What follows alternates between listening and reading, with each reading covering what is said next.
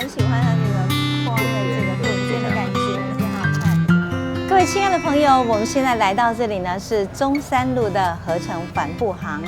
我相信台南以及台湾的朋友对这里呢一定不感到陌生，因为从1960年代开始到现在，合成帆布行几乎制造了全国所有学生所需要的帆布背包，还有很多人他们手提的那种传统的帆布袋。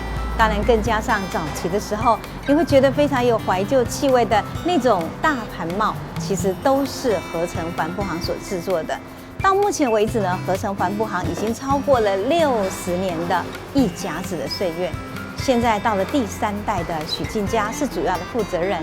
我们今天谈到阅读，因为合成帆布行是立足台湾而接轨世界，所以我们就很想跟许晋家谈一谈阅读在他们新的一代人怎么去看的呢？所以今天我们来到合成帆布行这里。晋家你好。老师好，各位观众大家好。那我相信呢，就如同我刚刚所讲的，已经60年的岁月里头，合成的下一步就是用 One Bag 的精神服务。品质更精进，走向国际化。那我相信这个背景之中，你可能要需要更多的阅读的资料来提供你走向国际的这么样一个规格。所以我很想了解你们这一代怎么去做阅读呢？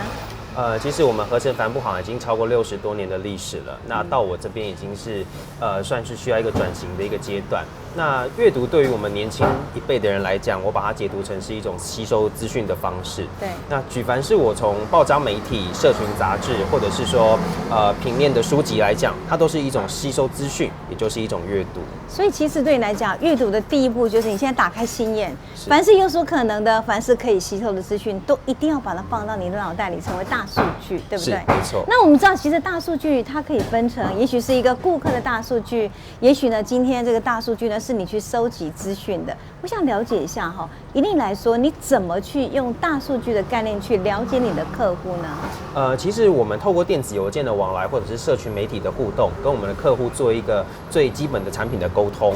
那客户会最直接的把他对于产品的想法跟我们做一个 feedback 回馈。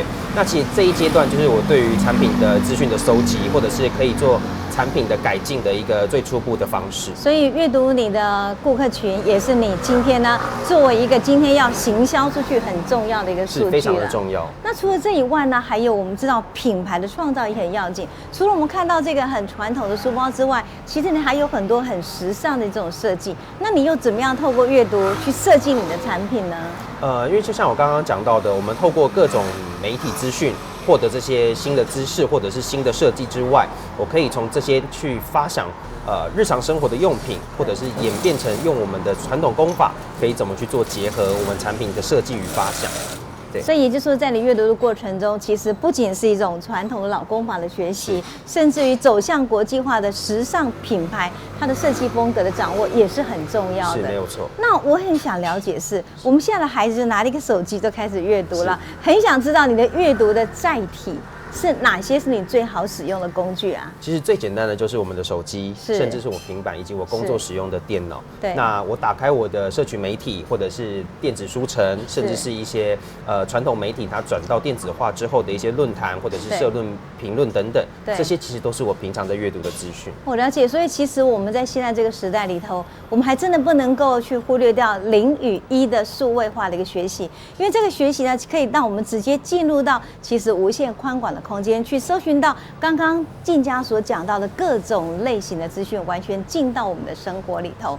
其实我蛮好奇的是，60年岁月走到现在，你对自己今天的期许跟角色扮演是什么呀？其实60年来走来始终如一。那我们合成帆布行在地生根60年，除了从爷爷的手到爸爸到我现在，对，我们其实一直背负着一个传统文化工作的传承者的角色。